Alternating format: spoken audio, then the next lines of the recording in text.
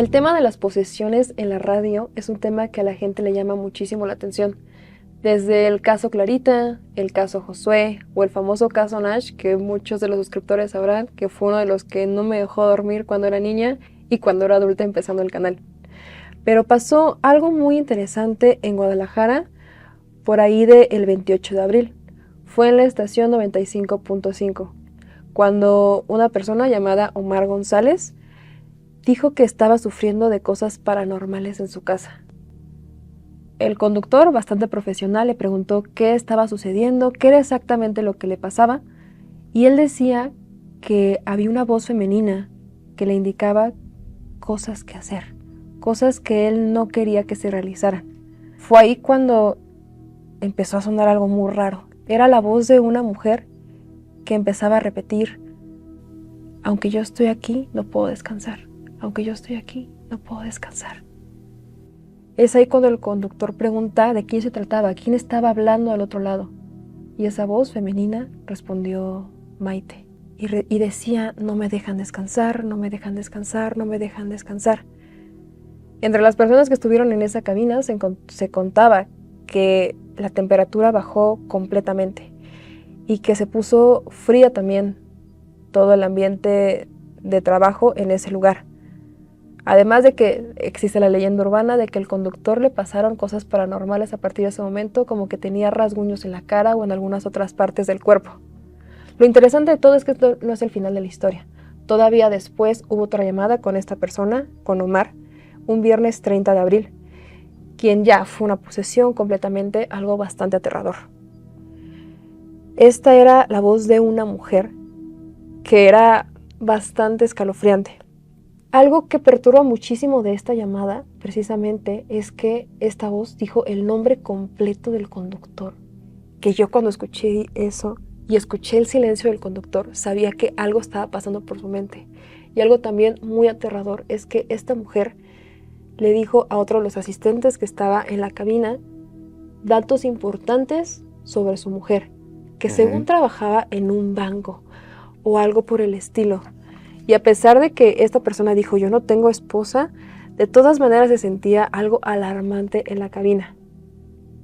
Maite comenzó a decir que por favor no la estuvieran retando, si se podría decir de alguna manera, que ella pertenecía a una jerarquía más alta, incluso que la de Dios.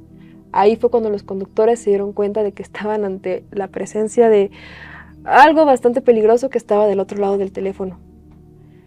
El conductor empezó a preguntar si Omar estaba del otro lado, si podía hablar con Omar, que él no quería hablar con Maite de ninguna manera. Y ahí fue cuando Omar regresó y le dijeron que tenía que buscar ayuda. En algún momento le describieron a una persona que estaba intentando causarle daño. Y esta llamada pasó a la historia como una de las llamadas más aterradoras de la radio mexicana. Junto con el caso Clarita, junto con el caso Josué, fue el caso Maite. Y esta noche para mí es un honor tener al conductor de esa llamada aquí en Remanchados de Miedo. Alain Luna, muchísimas gracias por estar aquí. Un placer estar contigo, y ahorita lo que platicabas había cosas que no recordaba, cosas que de repente creo que el archivo cerebral va guardando, a lo mejor algunas por miedo, a lo mejor algunas porque no las necesitamos tener, pero dijiste cosas que me llevaron al momento. Ahorita me sentí en cabina hace algunos años. Las personas que platicas era Jorge Omar Sánchez, productor de Extranormal, era Octavio Elizondo, experto de Extranormal, y tu servidor. Yo no tenía mucho de haber comenzado con el programa, no tenía mucho de haber comenzado con lo paranormal, y de entrada tendría que decirte, te puedo dar mi palabra de que este caso que estamos hablando es 100% real. Los medios de comunicación son complicados de entender, pero hoy en día creo que fáciles de descifrar. Hoy a la gente no la haces tonta con lo que tú puedas crear, fabricar, y creo que la llamada te hace sentir algo. De hecho, ahorita que platicabas, recordaba nuevamente la voz de, es que no me dejan descansar, esta voz llorando, sufriendo, una mujer. Recordé la frase justo cuando le dice Omar, tu esposa Omar trabaja en un banco, en un tono burlesco, Omar Sánchez le decía que él no era casado precisamente, pero además él era mi amigo. Yo sabía que él era casado, sabía en qué trabajaba su esposa y sabía que lo que decía la voz era totalmente real. Esta persona, cuando entra a la llamada, nosotros éramos un equipo muy pequeño que muchas veces no teníamos telefonista, muchas veces entraba la llamada directa, el operador la tomaba, entraba directo al aire. Omar nos platica que su papá trabajaba o era brujo de Catemaco y que hacía rituales muy fuertes.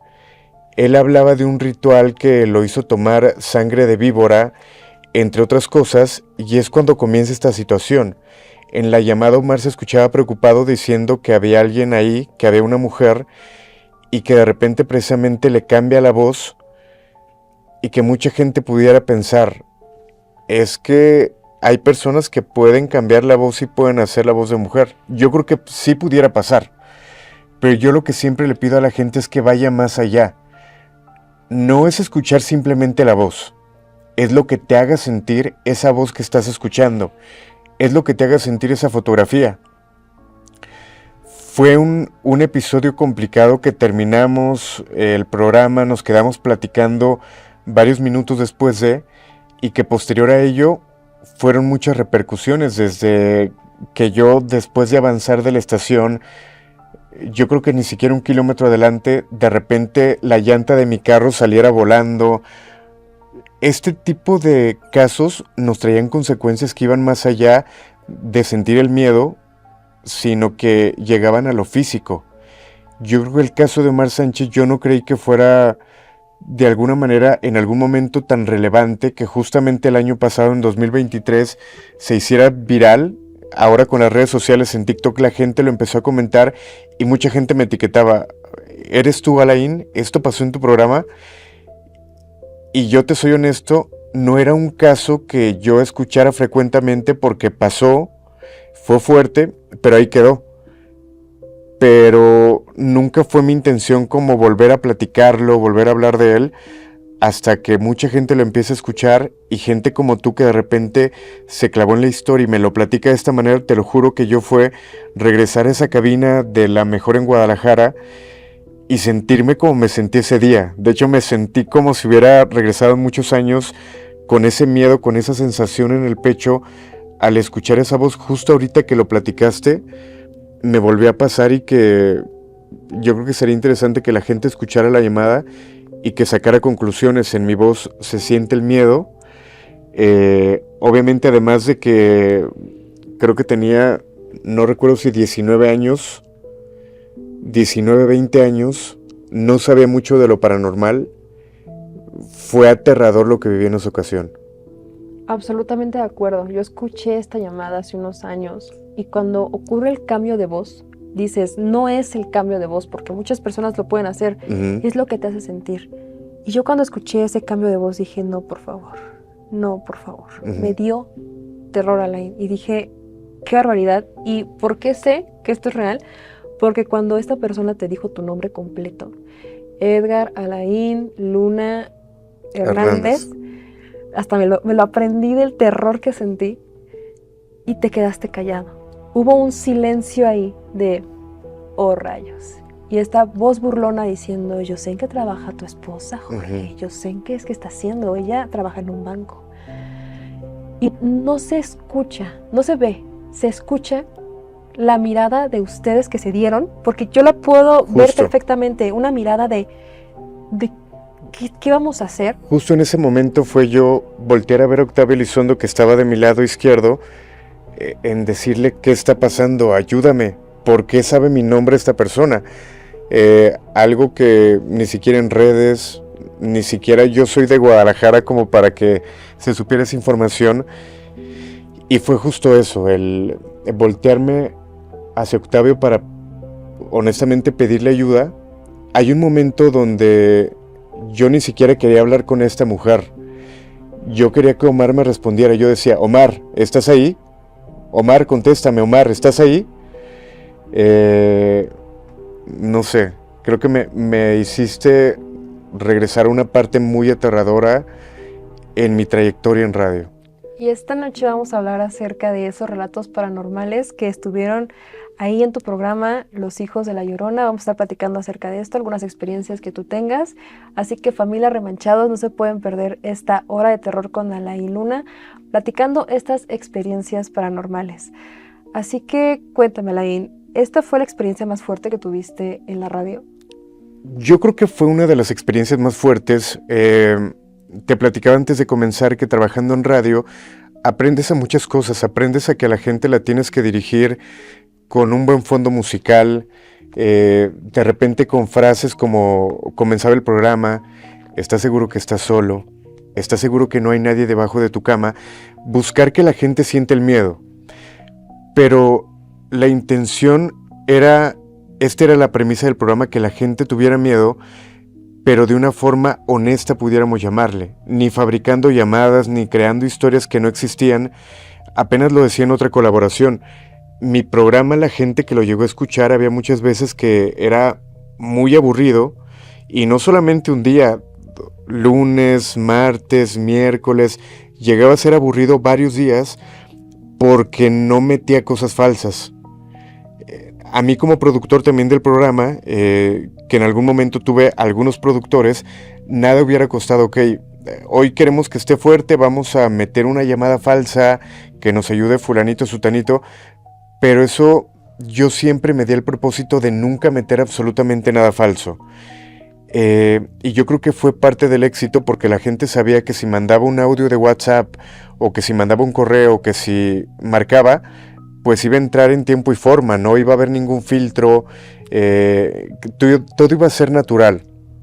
Esto nos llevó a tener casos muy delicados, como el caso de Omar, pero hubo otros que también fueron delicados y que no quedaban en un programa de radio, porque justo regreso a lo mismo. A lo mejor el programa estaba durante 2 horas, pero en 2 horas no nos daba tiempo de contestar una llamada porque me daban poco tiempo para hablar. A lo mejor yo tenía 7 minutos para una intervención y tenía que irme a música.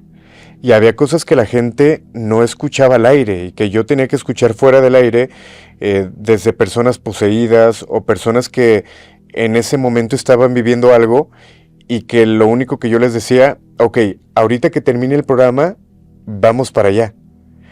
Nos tocó el caso de una agencia que estaba muy cerca de la estación estaba en una, cerca de Avenida Vallarta, una avenida muy, muy concurrida, y en Avenida Patria había una agencia de carros, donde durante el programa nos marca una persona que era guardia de seguridad. Esta persona estaba asustada porque obviamente era de noche, y la persona argumentaba que estaba escuchando un grito fuerte dentro de la agencia. Esto nos llama la atención y nos dice: es que yo lo pude grabar. Ok, ¿hay manera de que nos pases esa grabación? Sí. Nos pasa la grabación, él se escucha su respiración y se empieza a escuchar a lo lejos un grito de un hombre, pero desgarrador, fuerte. Y seguimos platicando esto al aire, y él se empieza a asustar más, y se escuchan alarmas de carro. Oye, ¿qué está pasando? Es que las alarmas del carro se están encendiendo y yo estoy viendo cómo las puertas se abren y se cierran solas, la cajuela o las cajuelas de carros se están abriendo y cerrando solas, ayúdenme por favor. En ese momento volteo a ver a mi equipo y les digo: es que está muy difícil que sea real. Obviamente yo, con el control que tenía con el operador, yo le decía: cierra el micrófono. Me cierran el micrófono y les digo: no creo que sea real, está muy fuerte para que sea real. Me abren el micrófono de nuevo y le digo a la persona: ok, ¿puedo ir ahorita a la agencia para corroborar que lo que tú me estás diciendo es real? Vengan por favor. Es lo que estaba buscando. Ajá, me puse chinita ahorita de repetirlo. Terminamos programa, nos vamos a la agencia que quedaba a 5 minutos de la estación, nos dejan entrar a la agencia. Te doy mi palabra de que las puertas de los carros se abrían y se cerraban solas. Tú veías que las cajuelas se abrían y se cerraban. Imagínate el ambiente, estaba a tal grado que la persona de seguridad, cuando llegamos, estaba afuera esperándonos. Él ya no quiso entrar con nosotros.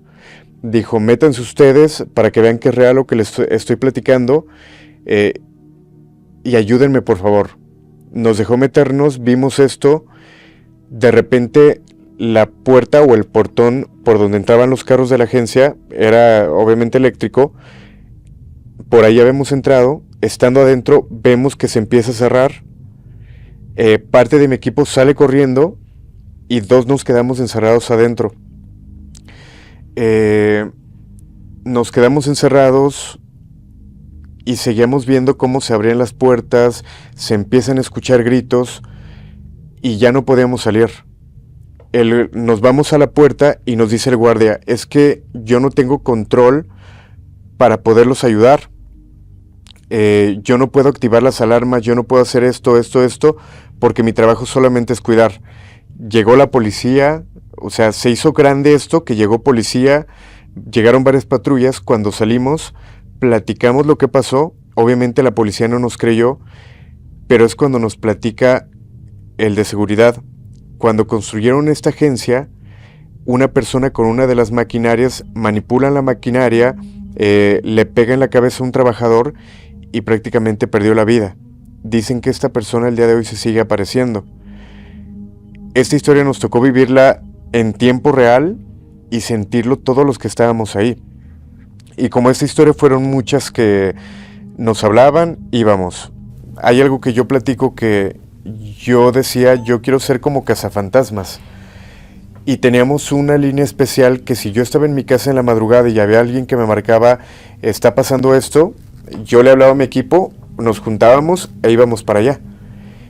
Y así fueron casos que nos tocaba en ese entonces, ni siquiera siendo programa de radio, no pensábamos en tanto en grabar, era ir a grabar audio, a lo mejor sí una cámara, pero nos tocó vivir de todo, posesiones, poltergeist, un montón de cosas que fuimos testigos tal cual. ¿Cuántos años llevas ya en la radio dedicándote a esto? Yo creo que voy a cumplir ya casi 19. Y la mayoría de las historias que me han pasado han sido también fuera de la radio. Yo te preguntaba a ti si el mover las energías, el contar las historias, el leer un libro como estos, el jugar a la Ouija te puede generar algo y te lo puede generar. Y te lo genera no cuando hay un micrófono abierto, no cuando hay una cámara, te lo puede provocar cuando estás absolutamente solo, cuando estás con tu familia o lo provoca tu familia, pero sí realmente te puede pasar algo estando en lo paranormal.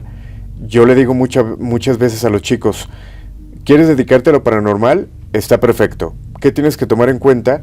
Que te tienes que rodear con gente que te tiene que cuidar, que te sabe cuidar en lo espiritual, te tienes que aprender a cuidar en lo físico, porque lo paranormal conlleva riesgos que son muy reales, muy físicos y muy tangibles, pero también muy espirituales, que te va a empezar a ir mal, que vas a tener accidentes, que te van a pasar cosas en tu casa que no le vas a encontrar explicación. Por eso hay que pensarlo antes de entrar en lo paranormal. Absolutamente, es como si empezara a circular una energía que es como bastante oscura. ¿Cuál fue el caso más bizarro que llegaste a escuchar? El caso más bizarro. Eso te lo cuento porque acabo de escuchar un caso bastante perturbador justamente de la radio. No sé si has escuchado hablar de el perro taxista de Iztapalapa. No. Yo sé que esta historia puede parecer bastante rara, pero es la siguiente. Luna llama a esta cabina de radio, que les voy a poner toda la información de quién fue, cómo, cuándo y dónde, ahí en la descripción. Resulta que ella trabajaba en un antro, como animadora y demás. Así que salía bastante noche, esto hace muchos años, cuando no existía el servicio de Didi, ni de Uber, ni nada por el estilo, para supuestamente llegar un poco más segura a tu casa, ¿no? Ella solía despedirse de sus amigos y inmediatamente ir a la avenida y tomar un taxi en Iztapalapa. Resulta que ella toma este taxi y ese día la calle era mucho más oscura de lo normal. Es por eso que no se sorprendió cuando vio que el conductor traía una gorra, todo normal, se subió, pero nunca le vio la cara. Ella va por toda la avenida, está a unas 5 cuadras de llegar a su casa, cuando de repente se para el conductor de la nada, como si se hubiera topado con algo frente a él. Y ella, bastante asustada, a las 3 de la mañana, en un taxi de un desconocido, completamente sola, lo primero que pensó, esta persona me quiere hacer algo. Así que está viendo al conductor por el retrovisor, se da cuenta de que la gorra le cubre completamente los ojos y está buscando sus llaves para poder defenderse, para poder buscar algo que hacer, y le pregunta por qué se detuvo, por qué no avanza. Es en ese momento cuando el conductor se gira y queda de perfil a ella y la ve.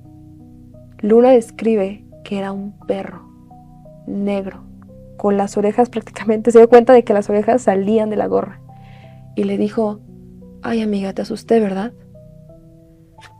Para Luna esto fue algo súper aterrador, tanto que empezó a gritar como loca, se cubrió la cabeza, dijo: ¿qué es lo que estoy viendo?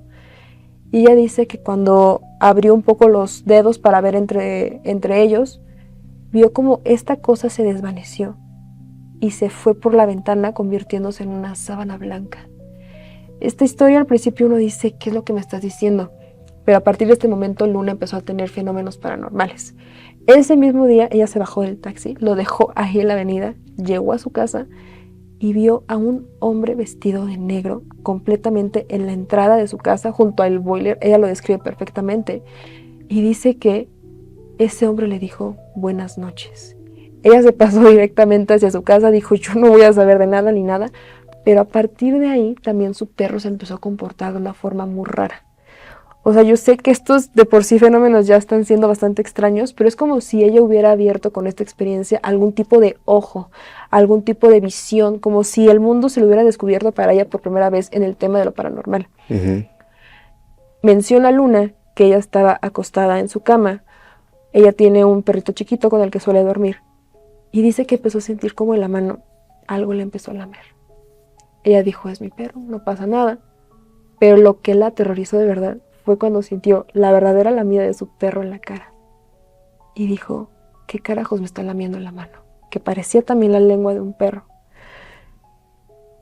Abre los ojos, se da cuenta de que no hay nada ahí. Absolutamente nada. Ella llama bastante desesperada a la cabina buscando algún tipo de ayuda, porque ella dice que fue a la iglesia y el padre le dijo: uy, te voy a recomendar un salmo que es sobre las ovejas descarriadas. Solamente eso es lo que le dijo el padre. En la cabina le dicen que a lo mejor alguien le trató de hacer algún tipo de embrujo o algo por el estilo.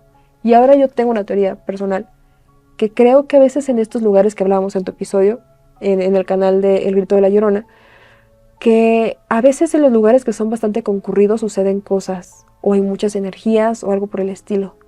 Yo creo que algo agarró justamente saliendo de su trabajo, por todo el tipo de cantidad de gente que hay ahí y demás.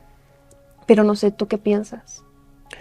Justo dicen que este tipo de entidades llega a ser como un virus, como una gripe. Si tú estás en algún lugar y no estás protegido, esa bacteria se te puede impregnar a ti y en algún momento lo puedes ver o se puede manifestar. Y justo eso, yo creo que todos los lugares tienen alguna historia. Soy muy repetitivo con esta parte, pero lugar donde estés, lugar que estés pisando, algo pasó ahí en algún momento, algo bueno, algo malo, algo muy malo, pero esa energía se puede quedar impregnada, como en las carreteras que de repente llegamos a ver una cruz porque falleció una persona. Yo creo que eso se deja de manera física, pero si dentro de una oficina se dejara lo que pasó hace muchos años, dentro de una casa pudieras ver ese terreno que había hace muchos años, yo creo que nos sorprenderíamos y a lo mejor muchos ni siquiera viviríamos en donde estamos viviendo en este momento. Ahorita que platicabas de cosas bizarras o historias bizarras, en alguna ocasión en el programa dijimos: ok, queremos escuchar historias de taxistas. ¿Cuál será un buen punto para ir con los taxistas? No que me marquen, yo quiero que ellos lleguen y me cuenten su historia. Resulta que en Guadalajara hay un panteón que es el Panteón de Atemajac, que está dividido en dos partes. Se dice que cuando dividieron este panteón para hacer una avenida importante, que es la avenida Enrique Díaz de León, con maquinaria prácticamente sacaron todos los cuerpos. Y muchos de los cuerpos obviamente salieron en pedazos. Y parte de lo que se llega a contar es que las almas de estas personas que fueron sacadas de su campo santo, de su espacio, se siguen manifestando. ¿Cómo se manifiestan? Hay taxistas que manejan o personas que manejan durante la noche y que justamente en este panteón se encuentran con personas que atraviesan la calle muy rápido y de repente desaparecen. Hay taxistas que aseguran que las personas les piden la parada, cuando se suben al carro avanzan y de repente voltean y la persona ya no está, y es muy común escuchar este tipo de historias. En algún momento, cuando estábamos esperando a los taxistas, llega a ser muy cansado el platicar con personas, esto lo digo en el mejor sentido, pero cuando alguien te llega a contar su historia de terror, como que tú en algún momento te vas cargando de energía. Y hacer un programa paranormal terminas muy cansado, terminas con dolor de espalda, dolor de cabeza y sobre todo estando en un panteón. Terminamos el programa y se acerca un señor, recuerdo que iba vestido como con un suéter con botones, un señor de edad avanzada, con barba, canoso, unos lentes que se veían muy gruesos, tenía muchas medallas y las medallas eran de Cristos, de la Santa Muerte, estaban combinadas. Yo estaba muy cansado. El señor se acerca y me dice, ¿qué hacen aquí? Y le dije, somos de un programa de radio, se llama Los Hijos de la Llorona, y venimos a escuchar historias de la gente porque estamos hablando de fantasmas que se llegan a subir a vehículos, a taxis. Yo le empecé a platicar, yo estaba muy cansado, ya no quería yo hablar, y el señor me decía, es que no tienen que estar aquí. ¿Pero por qué? No tienen que estar aquí. Y como ya era tarde, yo le pregunto al señor, ¿y dónde vive usted, señor? Muy normal. Aquí adentro. ¿Cómo que aquí adentro? Sí, ahí en el panteón. Bueno, puede ser un velador. Ok, ahí trabaja usted. No, yo aquí vivo. Y dile a tu compañero que sea la última vez que hizo lo que hoy hizo. ¿Qué hizo? Pisó mi tumba. No. Pisó mi cabeza. Cuando me dijo esto, yo volteo a ver a mis compañeros y yo más que asustado estaba sorprendido. Obviamente pensé de todo, que a lo mejor era una persona que estaba mal de la cabeza, pero él no dejaba de insistir. Pisaron mi cabeza. Pero ¿cómo que pisaron su cabeza? Sí, me duele. Él pisó mi cabeza. Él se metió y pisó la tumba. Me duele la cabeza. Le digo, bueno señor, ya nos vamos. Yo en ese momento ya sintiendo el miedo. Me dice, está bien. Empieza a caminar, yo voy con el equipo y les digo, ¿saben lo que me acaba de decir ese señor?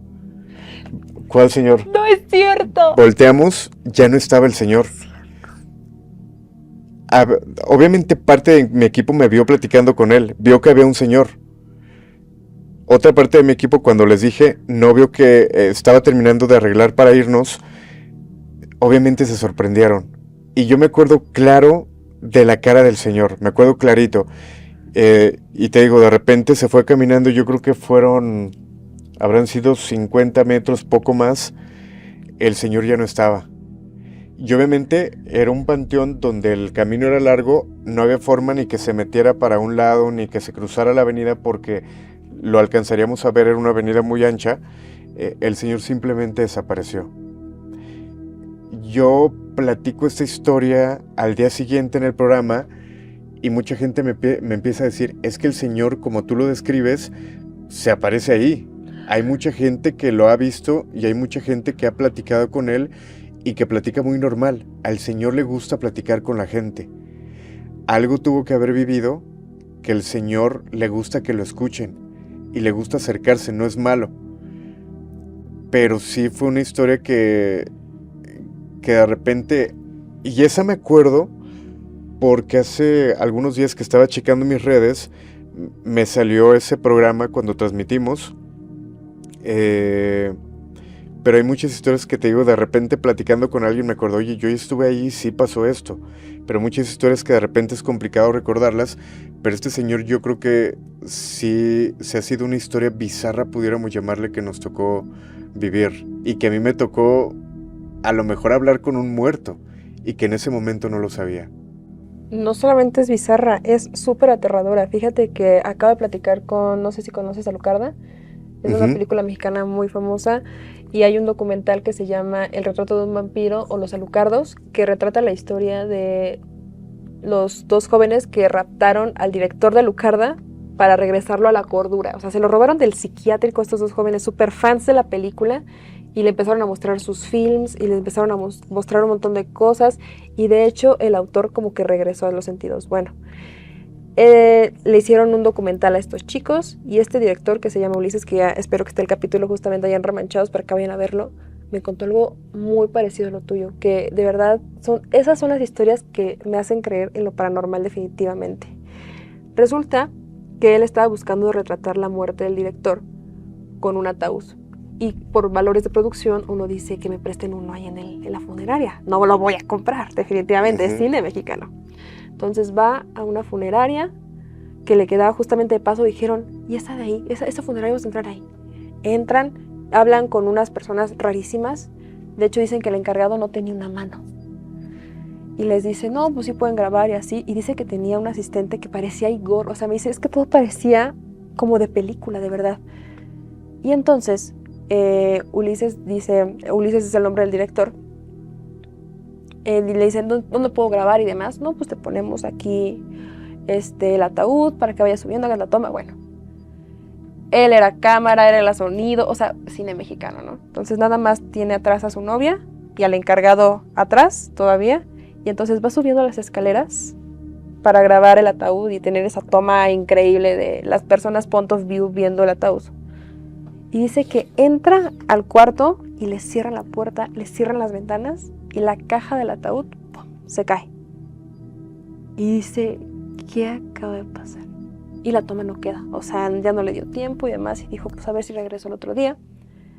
Resulta que él traía una agenda y la deja en el escritorio, así, está el ventanal de la funeraria y enfrente está el escritorio y está ahí la agenda. O sea, para que la gente pase y la pueda ver perfectamente sin problemas. Bueno, pues se le olvida la agenda, va al siguiente día Ulises, está cerrado. Va al mes, está cerrado. Va dentro de 3 meses y está cerrado. No es porque una vez pasa y dice que fue por pura, así ya fue por pura diciendo, ya me voy a rendir. Ya se perdió la agenda, bye. Pues resulta que le pregunta a las personas de lado, ¿qué tanto está buscando? Es que mire, ahí está mi agenda, entonces necesito que alguien me deje pasar por ella. Le dijeron, ¿qué me está diciendo? Ese lugar está cerrado desde hace 3 años, porque el dueño falleció. ¿Qué? Y Ulises se dice a sí mismo, si esa agenda no estuviera ahí, todavía, yo diría, no, lo que vi fue un sueño, lo que viví no es real, fue histeria colectiva, fue algo que uno siempre se trata como de justificar y de decir, porque así es la mente humana, ¿no? Pero la pregunta es, nosotros tratamos de ver siempre a los fantasmas como si fueran este ente incorpóreo y que nada más pasa, pero a ti te tocó platicar con uno personalmente, por eso es que estas historias se me hacen así súper parecidas y no sé qué piensas. Pero ¿sabes algo? Que durante el día, durante las semanas, ¿con cuántas personas platicas en la calle? ¿Cuántas personas pudiera ser que estás viviendo lo que yo viví de platicar con alguien que ya no es de este plano y que a lo mejor no te das cuenta y que está buscando manifestarse y que lo logra en algún momento? Yo creo que sí, a mucha gente le ha pasado, pero no somos conscientes y ni siquiera nos damos cuenta. Ahorita que platicamos o que platicabas un poquito de cine, justo aquí en la Ciudad de México, hay un lugar muy conocido y yo creo que a nivel nacional la gente ha escuchado hablar de él, que es el Hotel Posada del Sol. Este hotel se habla que muchas producciones han ido a grabar películas ahí. Creo que se habla también, por ejemplo, de alguna parte de Kilómetro 31. Y cuando grabaron la película, ocurrieron muchos acontecimientos paranormales. Este lugar tiene mucha historia porque también hay gente, justo platicaba con un explorador urbano, que él decía que la mamá de Luis Miguel posiblemente puede estar en este lugar. Pero además de esto hay historias de la persona que compró el lugar, que se quitó la vida en este sitio, de personas que han ido y han visto cosas. Y esto justamente me pasó hace 6 años que yo vine aquí a la Ciudad de México. Surgió la oportunidad de ir al Hotel Posada del Sol. Y ahí lo que más me llamó la atención, entras, se siente diferente. Hay lugares donde de repente la temperatura baja a una temperatura fría que llega a calar los huesos, y justamente esto ocurre más en un lugar donde hay un vestido de una pequeña. Dicen que el Hotel Posada del Sol se intentó hacer de muchas cosas, desde casa, escuela, hospital, y entre esos procesos, una de las pequeñas de repente se pierde y no la encontraban, la estuvieron buscando, no la encontraron, y de repente van hacia la parte de abajo, no recuerdo cómo se le llama, no sé si es un sótano, pero encuentran a la pequeña sin vida. A partir de eso surge una historia que la gente, si se mete ahorita a googlear Hotel Posada del Sol, se va a encontrar con un vestido blanco de una pequeña, con muchas flores, con juguetes, porque hay personas que le van a dejar como una ofrenda. Y que cuando yo fui a este lugar dije, ok, a mí me gustaría tener la manifestación de esta pequeña. Si este lugar de verdad es tan aterrador como se platica, algo tiene que pasar. Yo llevé una pelota y me fui a la habitación donde supuestamente encontraron a la niña sin vida y donde está la ofrenda. Dejo la pelota y yo en el celular pongo una canción de niños, creo que era Jugaremos en el bosque Yo mientras que el agua no también. está. La puse para intentar que la niña me respondiera o que jugara. Yo le decía, si estás aquí, dame una señal, que es algo que justo en todas las investigaciones hacemos. Si es aquí, dime tu nombre, cómo te llamas, mueve algo. Parte de lo que pasó es que cuando salimos de la habitación, yo empecé a sentir la mejilla como muy caliente. Y el de la cámara me dice, ¿qué te pasó? Y yo, es que siento como quemado acá. Me revisa con la lámpara de la cámara, yo tenía aquí marcados rasguños. Y que en la grabación se puede ver. Obviamente, seguimos grabando, nos movimos a diferentes puntos para yo seguir platicando. Bueno, en este lugar se cuenta lo siguiente. Y yo creo que de lo más claro, y que no es tan claro, y volvemos a lo mismo, que he logrado yo captar fue en el Posada del Sol, y es que en el fondo se logra ver como una especie de monje, pudiéramos llamarlo, pasa por uno de los pasillos.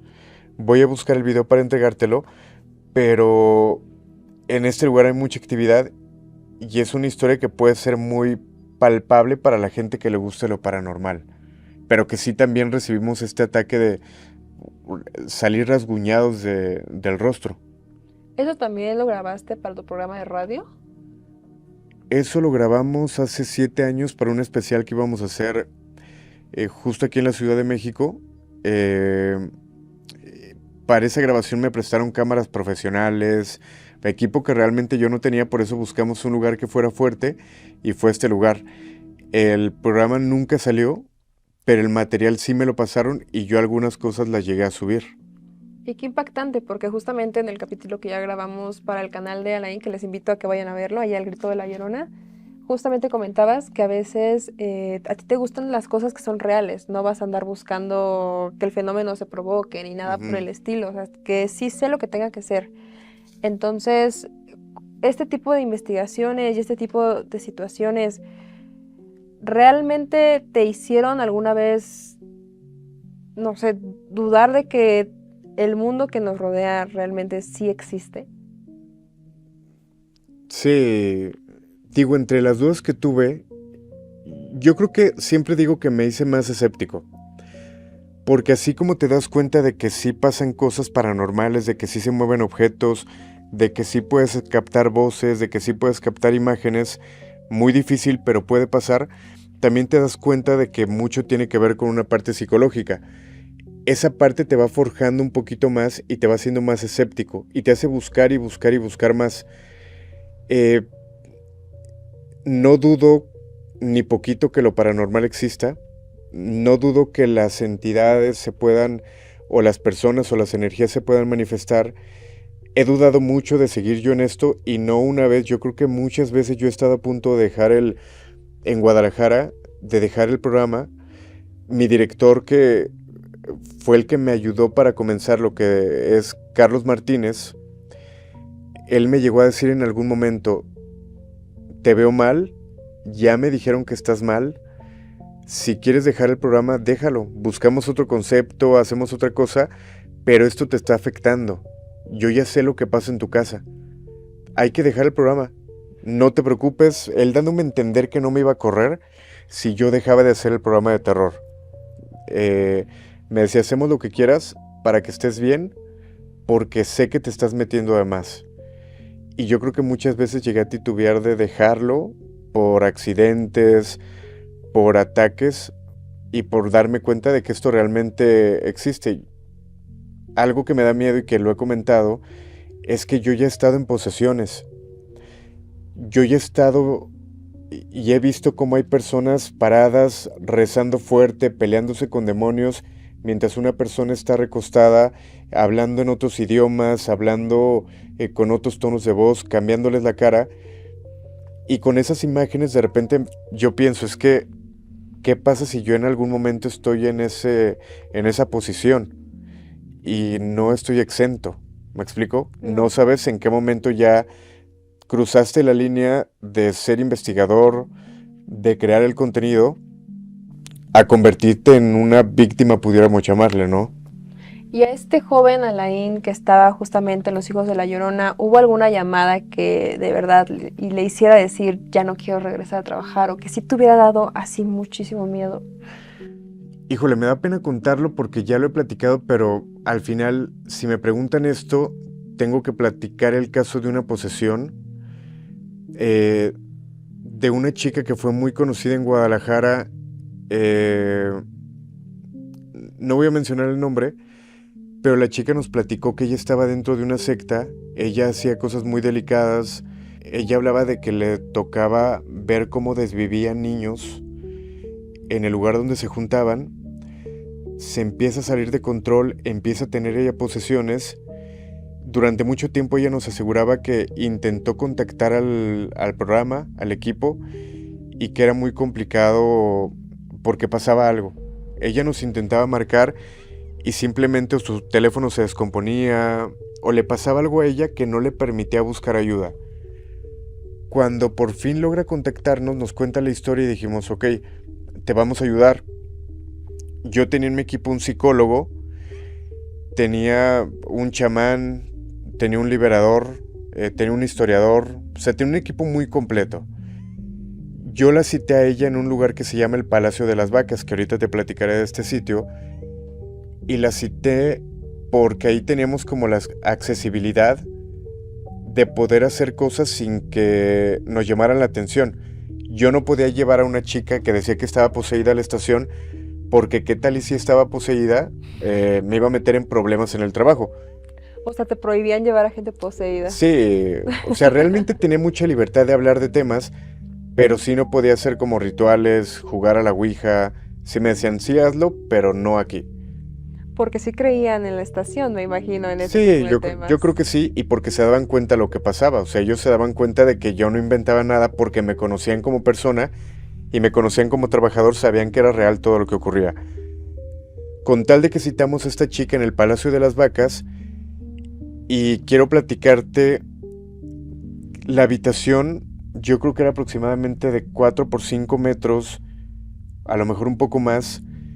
Esta casa era muy vieja, había muchos muebles viejos y justo el sofá era muy viejo. ¿El Palacio de las Vacas es un hotel?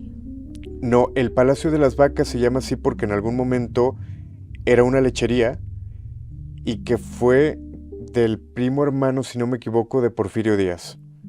Por eso tiene muchísima historia. De repente la chica se recuesta, mi equipo comienza a hacer oración y la chica empieza a hablar con otro tono de voz. Para eso mi equipo ya me había dicho, el liberador o exorcista pudiéramos llamarle, que está mal decirlo de esta forma, pero al final de cuentas es el que peleaba con el demonio. No volteen a verla a los ojos, no tengan contacto con ella de ninguna forma. Si les habla, no le respondan. El trabajo lo hago yo, prácticamente. Llevamos una cámara, yo llevaba un micrófono porque todo lo grababa. y la chica comenzó a hablar en otros idiomas, un tono de voz muy complicado que hiciera una chica, y yo solamente estaba sin voltearla a ver. Obviamente de repente volteaba, pero yo estaba así, solamente con el micrófono intentando captar el sonido de su voz. Fue muy fuerte lo que ocurrió. Lo que tú escuchabas era fuerte porque realmente era una mujer poseída. Era una mujer que decía cosas fuertes. Hubo un momento cuando yo tenía el brazo extendido, que ella me toma del antebrazo y se escucha en el video como el liberador le dice: te pido que sueltes a mi hermano Alain. Ella no me soltaba. Suelta a mi hermano Alain. No sé en qué momento me suelta, que yo quito el micrófono, me reviso, y al final prácticamente tenía la mano marcada, como si me hubieran puesto algo muy caliente, algo no hirviendo, un fierro caliente. O sea, tenía la mano marcada. Total que durante esta posesión la chica se empieza a reír del liberador, de la persona que estaba haciendo la liberación, y le menciona muerte, camioneta azul, y se reía. No recuerdo qué otras cosas decía, pero eso es lo importante: muerte, camioneta azul. Se burlaba de la persona. Obviamente no entendíamos a qué se refería. Esta posesión duró muchas horas, donde el equipo estaba rezando, preguntándole su nombre, diciéndole que dijera el nombre del demonio, hasta que en algún momento ella responde con un tono fuerte y gritando: Caín. En ese momento es como si la chica, el demonio saliera, y la pudimos ayudar. Nos subimos a la azotea porque el equipo dijo: necesitamos un lugar al aire libre para quemar sus cosas. Traía una libreta con símbolos satánicos, un collar con un símbolo satánico. Nos vamos a la azotea del palacio y quemamos todo esto. De parte de la secta, esta libreta, el collar. Ajá. Todo. Y lo quemamos. Todo eso lo tengo grabado, de hecho. A las semanas o al poco tiempo, la persona que hizo la liberación tiene mucho que no hablo con él, pero era un buen amigo. Era psicólogo, pero aparte él estuvo en el seminario, tuvo preparación de la parte católica, es donde se prepara para poder pelear con demonios. Repito, no se le puede llamar exorcista porque él ya no estaba en la iglesia, se le llama liberador, pero sale de viaje él con su familia, sale en una camioneta azul y un carro, que era su carro, y él iba en la camioneta azul. De repente él platica que empieza a sentir mucho calor y le dice a la familia: ¿saben qué? Me voy a pasar para el carro. Se orillan, se baja y se va para el carro y siguen avanzando. A los pocos kilómetros se le poncha un neumático, se voltea la camioneta y pierden la vida, si no me equivoco, 2 o 3 integrantes de su familia. Fue un shock para él. Y obviamente es cuando entiende que lo que le dijo la persona poseída a esta mujer era básicamente una amenaza. Una camioneta azul, muerte. Creemos que a eso se refería y que realmente pasó. Meterte en este tipo de cosas es saber que en algún momento puede detonar y que puede costarte la vida o de la gente que tú quieres. ¿Y de esta secta qué sabemos? Absolutamente nada. Te soy honesto, y seguramente esta mujer va a ver el video, pero meses después de que ocurre esto, yo no quería saber obviamente nada de ella. Para mí, el demonio que tenía ella llevó a una desgracia para mi equipo, y al poco tiempo me entero de que la chica siguió en la secta. Yo le dejé de contestar por completo, busca ayuda de otro programa paranormal muy conocido, y yo dije, bueno, si ya le están ayudando allá, que la ayuden allá. Tiene meses que me mandó un mensaje. O sea, esto ocurrió hace muchos años. Tiene pocos meses que me mandó un mensaje pidiéndome ayuda. Ni siquiera le pregunté de qué, porque no me gustaría volver a estar cerca de ahí después de lo que pasó. Ella sabe a quién me refiero. La gente que a lo mejor escuchó el programa sabe a qué caso me refiero, pero no le contesté. Tengo los mensajes en Instagram, fue donde me buscó, ya no le he contestado. Claro, nadie te podría culpar Ujú. por esa decisión. Quién sabe que busca ayuda, pero ojalá que la encuentre de alguna manera. Sí, Pero esa marca que dejó en ti y en tu vida, pues imborrable, ¿no? Fíjate, este tipo de casos me parece muy curioso, porque por eso te preguntaba por la secta, porque creo que nos basamos mucho y nuestra atención y del equipo se fue muchísimo hacia esta joven poseída. Pero ¿cuántas personas no están siendo poseídas por esa secta? ¿Y qué está pasando dentro de esa secta? ujú. O sea, de este tipo de organizaciones y demás, se cuenta mucho, poco se sabe. Si son satánicas, cuáles son sus fines, o sea, ¿te enteraste de algo por el estilo? ¿O nada de plano, ni le preguntaste, ni te quisiste meter? Absolutamente nada. Y es que justo cuando nosotros la citamos en el Palacio de las Vacas, en la habitación que te comento, que es donde ella se recuesta, o sea, no tardó nada en que ella entrara en posesión. Si hubiéramos platicado más con ella cuando nos tocó verla, nos hubiéramos dado cuenta que traía un collar satánico que a lo mejor antes de la posesión o de que mi equipo hiciera el ritual, se lo tendríamos que haber quitado, pero esto nos dimos cuenta hasta que terminó. O sea, realmente con ella no pudimos platicar estando ella en sus cinco sentidos hasta que finalizó todo esto.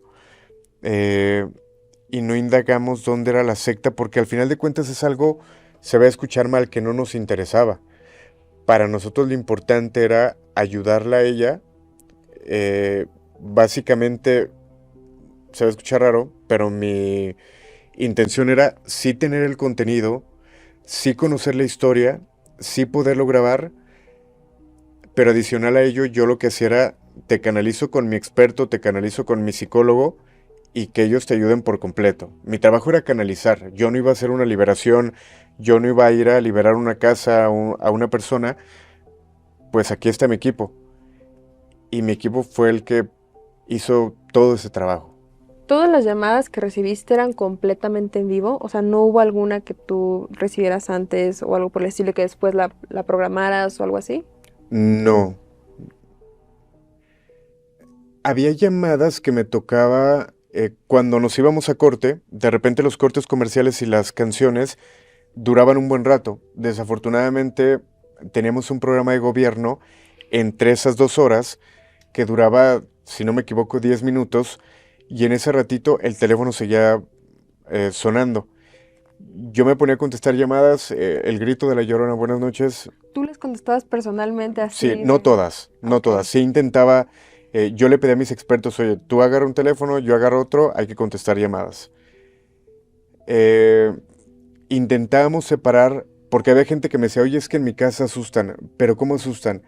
Eh, no sé, en las noches ocurre tal cosa. Ah, ok, te Ay, paso el teléfono de mi experto, luego márcale.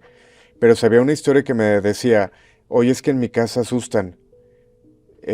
Hemos visto tal cosa. Si lo describían muy a detalle, yo esas llamadas le decía, oye, espérame en la línea, ahorita vamos a entrar al aire. Pero había llamadas que requerían de atención inmediata, de que, oye, me está pasando esto, esto, esto. ¿Dónde estás? En mi casa. ¿En dónde vives? En tal lugar. ¿Con quién estás? Estoy sola. Ok, yo no te puedo ayudar, te paso a mi experto. En ese momento pasaba el teléfono y no salían al aire. Pero habían algunas llamadas que sí podíamos aguantar, por así decirlo, para cuando entráramos ya sacarlas y que la gente pudiera escuchar, que al final de cuentas era la principal intención del programa, que la gente escuchara las historias de la gente. ¿hubo alguna llamada que te dejara en incertidumbre de no saber qué pasó con esa persona? Porque ya de plano no te respondió, de plano ya no lo pudiste canalizar o algo así. Sí, sí hubo bastantes que, como el caso de Omar, de personas que en ese momento estaban o argumentaban que estaban poseídas o que estaban viendo algo y que de repente en la llamada nos podrían decir, es que viene para acá, se corta la llamada, ¿qué sigue? No teníamos identificador como para decir, ok, le marco, que me platique qué pasó o en qué quedó. No había posibilidad.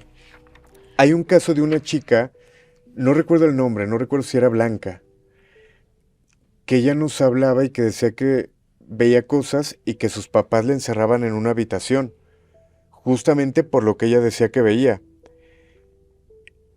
Y de repente nos empezó a decir como de que había alguien ahí en la habitación. Imagínate la chica encerrada, viendo a una entidad.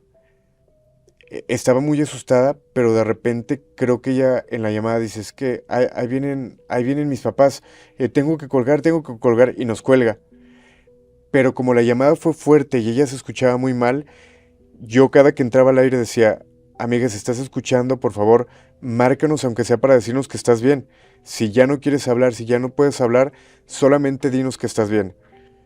Pero así como esta, muchas llamadas nos tocó que se cortaban y ya no había manera otra vez de volver a tener el contacto. Hubo un caso también en la radio mexicana que fue conocido como el caso Flavio, en el que igual un chico llamó a una cabina de radio y le dijo al conductor, es que mi novia está poseída. Ujú. Y el conductor le dice, sí, pero pues, ¿qué es lo que pasa? Pues mi novia está portándose muy agresiva conmigo, acaba de agredir a su mamá, algo que jamás había pasado antes, está hablando raro. Y la verdad es muy bizarro, porque el conductor le dice, pues pruébame, ¿no? Que lo que me estás diciendo es verdad, podemos hablar con ella, podemos hablar con esto. Y le dice Flavio, no, permítame, déjame, te pongo el audio de la habitación. Con el teléfono se acerca a la habitación y se empieza a escuchar así, horrible, horrible, horrible. Y dice, ¿qué onda? Pues en algún momento, igual, así como tú mencionas, Flavio empieza a decir, no, no, perdóname, es que no quería hacer nada, por favor, perdóname, que no sé qué. Y el conductor está, ¿pero qué está pasando? ¿Qué está pasando? Y nada más escucha como un golpe así horrible, horrible, horrible, horrible, horrible. Flavio sale volando prácticamente y dice, se cortó la llamada. Que es muy parecido al caso Clarita, que la señora está diciendo Y ya no volvieron a... y ya no volvieron a contactar con esta persona. Igual, la información de todo, me parece que el programa se llama Una Noche de Horror, Una Noche de Horror, algo parecido, que es de Aguascalientes el programa, y que son de esos casos que de verdad, te digo, o sea, te escuchamos a ti, los escuchamos a ellos, que decimos, estos casos de la radio mexicana que son de verdad impactantes y que uno dice, qué curioso, a mí no me gustaría, por eso te lo pregunto, todas estas historias, porque muchos de estos programas ya no los encontramos. Ujú. Y escucharte a ti es como revivir esas historias y como escarbar y sacar de ahí del olvido esos relatos que tal vez las personas te contaron y que en estos momentos no sabemos qué fue lo que pasó con ellas. Ujú. No, y al final quizá yo no tuve la visión de poder guardar todo el material de tantos años. Hay algunas llamadas, hay algunos episodios de podcast que se llegaron a subir, pero yo creo que fueron muchos, muchos episodios que nos marcaron y porque la gente lo escuchó. Hay otro caso que nos tocó de una señora que ella aseguraba que su hijo tenía un amigo imaginario, Balú. Este caso justo alguien lo subió a internet porque resulta que el niño aseguraba que hablaba con Balú y la mamá decía que era un demonio. Cuando estábamos hablando de Balú y que mencionamos el nombre, de repente en la cabina se fue la luz. En la cabina o en la estación teníamos una planta de emergencia que cuando se iba la luz, de inmediato sonaba como si un motor se arrancara, estaba entrando la planta de emergencia. Cuando se iba la luz, la gente lo que podía escuchar era solamente interferencia en su radio. En ese momento que se va la luz, obviamente yo volteo a ver al operador, el operador sale corriendo porque no arrancaba la planta de emergencia, regresa y dice, es que no entra la planta de emergencia. Ok, de repente regresa la luz. Y volvemos a hablar con la señora. Pero lo más curioso o lo importante y lo impactante, y que eso lo pueden encontrar, es que mucha gente nos empieza a marcar, gente que iba manejando. Obviamente no iban a escuchar nada en el radio porque salimos del aire. Es normal. Pero que se les apagara su carro por completo, o gente que estaba escuchando el programa y que no nada más el radio, sino que se le fuera la luz de su casa, o que pasaran acontecimientos de este tipo, no era normal. Y que fue como un acontecimiento, se pudiera llamar colectivo, que nos tocó vivir, que cuando la mujer menciona el nombre de Balú, menciona que es un demonio, se va la luz y que la gente que estuviera escuchando le pasara algo. Esto, de hecho, este programa Extranormal utilizaba nuestro programa para sacar muchas historias, obviamente reales. Lo fueron a investigar con la gente que nos decía, oye, es que a mí me pasó esto. Ok, pásanos tu teléfono. Hablaron con ellos y era totalmente real. Y quedó en eso, no no tuvimos explicación de qué fue lo que pasó, de por qué en un día donde ni siquiera estaba lloviendo se va la luz en la estación, por qué a una persona que va manejando se le apaga el carro. O sea, no había un por qué. Solamente la energía que tenía la historia de la persona que lo estaba viviendo, y que a nivel energético, a través de la señal de radio, la gente lo pudo sentir, lo pudo vivir y tuvo una manifestación. ¿Esto fue lo más fuerte que te pasó en la estación? O sea, sí que de verdad, por ejemplo, que empezamos con el caso de Maite, que se dice que se bajó la temperatura y que te empezaron a pasar cosas. O sea, ¿esto fue lo más fuerte que sucedió? Dentro de la estación sí, justo porque lo que te comentaba, jugar a la ouija, rituales más fuertes no los podemos hacer todo el tiempo. Pero sí, lo que hacemos mucho era contactos. Mi experto, que seguramente lo han visto y que es con el que más he trabajado, Cristian Valerio, muchas veces permitíamos que la gente hablara a la radio. Si quieres tener algún contacto con algún familiar que ya no esté, márcanos y vamos a ver si nuestro experto puede tener el contacto. Y nos llegaron a pasar cosas muy fuertes donde el experto le comenzaba a decir cosas a las personas, empezaban a llorar, decían: es que es totalmente real lo que me estás diciendo, es que esto de mi papá o de fulanito no lo sabía nadie y me lo estás diciendo. Había algo que de mala manera le llamábamos la campanita del rating. Y no me da pena decirlo porque tal cual era para lo que lo utilizábamos. Este experto tenía una especie de campana o dispansor, no recuerdo cómo se llamaba, que él decía que era para abrir el tercer ojo de las personas, y básicamente era para que la gente pudiera sentir o ver algo paranormal. Cuando de plano teníamos semanas que no había ninguna llamada buena, que estaba muy tranquilo el programa, sacábamos esto, porque sabíamos que algo iba a pasar, ya sea en cabina o en la casa de los radioescuchas. Él al aire empezaba a hacer oración para que la gente pudiera sentir algo, para pedir permiso de que las entidades se pudieran manifestar, y lo tocaba. Bastaban minutos para que nos entraran llamadas de la gente diciendo: es que cuando lo tocó pasó esto, es que cuando lo tocó vi tal cosa, se movió esto, se cayó tal cosa. Y esto nos ocurrió aquí en la Ciudad de México. El programa lo empezamos el año pasado en Ciudad de México. Hicimos este ritual y a mí no me tocó escuchar en audífonos, pero de repente llega un mensaje de una persona que dice: Alain, después de que hicieron la invocación, la radio se cambió y se escuchaba música muy viejita, como de los 70. Y yo para eso, antes de empezar el ritual, le dije a la gente: le voy a pedir a la gente que grabe, que tome video, por si pasa algo. Me mandan el video, una persona va en la calle, va manejando, va grabando el estéreo, se escucha el programa, y cuando hace la manifestación se escucha una música viejita. Esto dijimos, bueno, puede ser truqueado, pero de repente nos llega otro video, un audio. Le mandamos a hablar a los ingenieros que están acá. Oigan, ¿hay posibilidades de que la señal se mezcle y que entre música muy viejita? No hay posibilidades. Dice mi experto: movimos energía y se están manifestando. Ahorita hay muertos en esta cabina. Hay una persona que está vestida de tal manera, que está atrás de ti y que está enojada porque estamos alborotando las energías. Este lugar siempre ha pasado cosas. No sé si lo has visto, pero justamente a espaldas de ti fue Hay una niña fantasma, no, dice. fue una cabina donde trabajó Juan Ramón Sáenz. Él aquí tuvo su programa.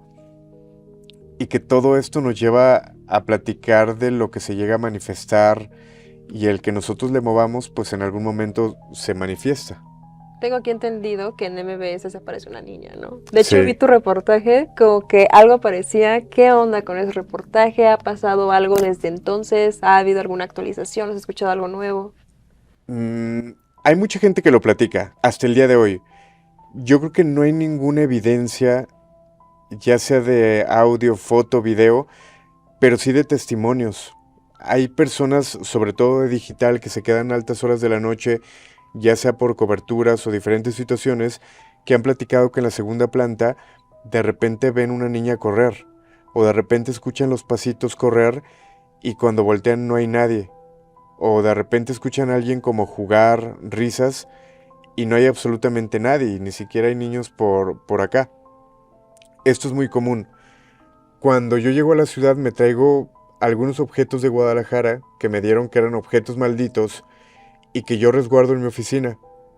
Hay veces que me dice la gente, oye, es que en tu oficina fuimos a buscarte, ya no estabas, pero abrimos la puerta porque se escuchaba que alguien estaba dentro, que alguien golpeaba tus muebles o que alguien movía tu silla.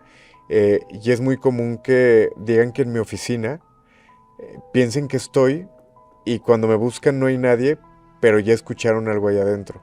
¿Tienes objetos malditos ahí? Abajo tengo algunos. ¿Cuál es el más grueso que tienes? Eh, Bueno, el más fuerte que tienes, porque ese se puede malito.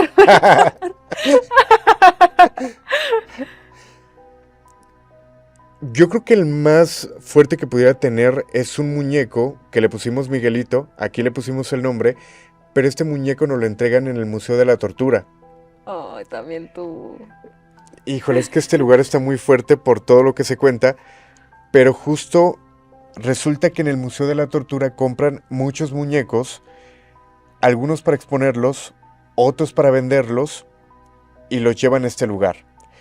A partir de que los llevan, la gente dejó de ir al museo. Económicamente les empezó a ir muy mal. Los trabajadores argumentaban que escuchaban cosas, que escuchaban pisadas, que en los audífonos que utilizaban para reproducir las historias para los que visitaban el museo, escuchaban vocecitas y esto obviamente les empieza a preocupar. Y sobre todo que la gente dejó de ir. Contactan al equipo del Grito de la Llorona y me dicen, ¿sabes qué? Ocurre esto. Tenemos estos muñecos, pasa esto, queremos dártelos. Ok, voy a ir a recogerlos. Esto está en el centro de Guadalajara, dejo mi carro estacionado, cuando voy a recogerlos, regreso y ya habían abierto mi carro. Dije, bueno, aquí empezará la mala suerte. No. Ok. ¿Te Eh, robaron algo? Sí, prácticamente me robaron todo lo que había dentro de mi carro. Me llevo los muñecos y había dos de ellos que eran los más fuertes, pudiéramos llamarle. Una muñeca que ya tenía nombre, que se llamaba Sandy, y que yo la llegué a tener en mi casa. Yo decidí, por todo lo que empezó a ocurrir en mi casa, llevarla a la oficina en Guadalajara. En Guadalajara me decían, ¿sabes qué? Llévatela de aquí. Es que te la llevas y de repente los equipos de audio se prenden solos o escuchamos que hay alguien en esta cabina cuando no hay absolutamente nadie. Yo optaba por esconderla y decirle, sí, ya me la llevé a mi casa, pero yo la dejaba ahí. Pero serían los objetos más fuertes que tengo, esta muñeca Sandy y el muñeco Miguelito, que sí lo tengo aquí abajo. No sé si llamarlo así, hay algo que me dio Josué Josué, del caso Josué. Ajá. ¿Qué tal la energía de Josué? ¿Está buena? Híjole, está muy fuerte. Tengo que decir algo a su favor. Conmigo fue muy amable. No dudo que tenga un buen corazón. No sé qué tan real sea lo que pasó. Por lo que me cuenta la familia de Juan Ramón, tanto su esposa como su hijo, sí hizo algo Josué. Pero me regaló una botellita de agua bendita y una campanita que obviamente desde el día que me la dejó, para nada le he tocado. En algún momento sí le llegamos a mover, pero yo dije esto, el agua bendita nunca la voy a tocar. La campana nunca la voy a tocar. Y si lo ve Josué, lo digo con todo respeto, obviamente prefiero tener esa precaución. Pero sí su energía es fuerte, de repente escucharlo cómo se ríe es fuerte. Sí, grabamos en el foro de aquí abajo con él, sí es muy fuerte estar con él. ¿Cómo fue entrevistarlo? ¿Sentiste que, no sé, sentiste alguna energía extraña? ¿Cómo fue la situación? Fue complicado porque te digo que su actitud es muy rara. Es como si hubiera momentos donde no hablas con él. Es como si platicaras con alguien más, no con Josué. No sabes qué te está o quién te está respondiendo. Y su risa es malévola, pudiéramos llamarlo, es fea. Cuando grabé con él, creo que yo pedí que no hubiera iluminación. No sé si Alex, nuestro productor, estaba. Estaba todo oscuro, nada más nos veíamos un poco nosotros. Y yo todo el tiempo sentí que atrás de mí había alguien. Todo el tiempo sentí que atrás de mí había alguien, pero sí no sabía si platicaba con él o con otra cosa. ¿Sabes a mí que me dio la impresión? Porque yo vi toda esa entrevista en vivo, o sea, yo vi esa entrevista 2 o 3 veces y a mí me daba la impresión de que más bien Josué dejaba de platicar contigo. Como Ujú. si Josué empezara a recibir mensajes y Sí, empezara a hablar y hablar y hablar, hablar, porque tú le preguntabas algo y él te lo respondía, pero de repente yo veía en su mirada como si escuchara algo. Y entonces ajá. te empezara a contar cosas. De hecho, me parece que te dijo cosas que él escuchaba, ¿no? Que dijo, ya se están Los presentando. chismosos, porque Sí, él no menciona la palabra demonio. No sé por qué se limita tanto, el chanclas, le dice. ajá, algo así. Pero él se cuida mucho de no mencionar al demonio. No sé si sepa que si lo menciona es fácil que él lo atraiga, no sé, pero no lo menciona. Y él sí decía que había como chismosillos diciéndole cosas en ese momento. Híjole, qué fuerte. Y ya para terminar, Alain, y agradecerte muchísimo por esta entrevista, por tenerte aquí en Remanchados, me gustaría Gracias. preguntarte si hay algún caso de la radio mexicana que haya sido tuyo o de algún otro programa, sin importar, que te habría gustado investigar y saber bien a fondo qué fue lo que pasó. Ahí, yo creo que el principal era el caso de Josué. Eh, yo siempre dije, yo quiero ir a México porque quiero investigar, quiero ir a Tlatelolco. No sé por qué he tenido una conexión yo con Tlatelolco desde hace años. Eh, quiero entrevistar a Josué y que nunca lo entrevistaba a Josué. Lo llegué a contactar por Instagram, pero a mí me decían es que no hables con él, no te expongas. Y respeté siempre eso, hasta que me vine acá ya lo contacté otra vez. Pero yo creo que el caso de Josué es el que siempre quise buscar Tlatelolco, hablar con la gente que estuvo en Tlatelolco. Y había un caso que ahorita me da pena hasta decirlo, pero el caso de Cañitas siempre me llamó la atención lo que se platicaba, la historia del libro. En algún momento fui a la casa de Cañitas, no investigué, nada más tuve una plática, lo descarté por completo por todo lo que se ha dado con el protagonista de la historia, pero yo creo que el caso de Josué es el que más me llegó a impactar en cuanto a radio. ¿Tú llegas a alguna conclusión con el caso de Josué? Después de haber interactuado con Josué, no sé si interactuaste en algún momento con Juan Ramón o algo por el estilo. Bueno, ya que interactuaste con su familia, justamente. Me tocó conocer a Juan Ramón Sáenz hace algunos años aquí en la Ciudad de México. Tengo que decir que tiene una esposa extraordinaria, es una señora muy buena, muy noble, y que tú la platicas con ella y tiene un sentido o una forma muy amorosa de platicar. Tiene un muy buen hijo y yo creo que Juan Ramón está descansando por esta familia que tiene y que dejó. Yo ya no quería platicar tanto de este tema porque justo le decía a su hijo, es que creo que si alguien tendría que hablar esta historia tendrías que ser tú, porque muchos honestamente hemos explotado el tema, hemos ganado del tema, menos la familia. Yo tengo un video desde la vez que vino él que no he sacado, justamente pensando en eso, pero la esposa de Juan Ramón creo que tenía que venir aquí a la estación porque tenía que cerrar un ciclo. Esta fue la última estación en la que trabajó y ella me dijo, yo quería conocer la cabina porque nunca vine, quería saber por qué ella no estuvo aquí, eh, y yo la veía muy triste a ella, pero hubo una conexión muy bonita con la familia de Juan Ramón Sáenz. Ay, qué bonito, Alain. Te agradezco muchísimo por esta entrevista, por esta hora de Chismecito Paranormal, que fue una combinación. Les contamos algunos relatos, también fue Chismecito Paranormal con ustedes. Por favor, Alain, compártele a toda la comunidad de Remanchados tus redes sociales, dónde te pueden seguir y qué proyectos vienen para ti, dónde vas a estar. Perfecto. Invitar a la gente que nos siga a través del canal de YouTube de El Grito de la Llorona.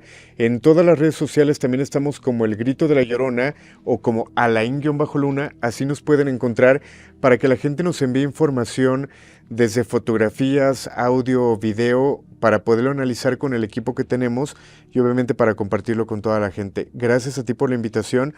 Te lo comentaba, creo que la forma en la que narras, las historias que tienes y sobre todo las referencias que me dieron de ti, Creo que por eso yo encantado de estar en tu canal.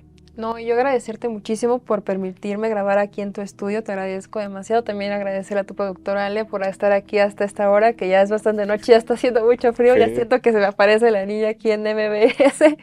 Y agradecerte muchísimo por todo. ¿Sigues haciendo investigaciones para que las personas te manden o ya no haces investigaciones de ir a buscar los lugares? Vamos a seguir. Dejemos de hacer por cuestiones que pusieron en riesgo nuestro físico con personas que no podré mencionar.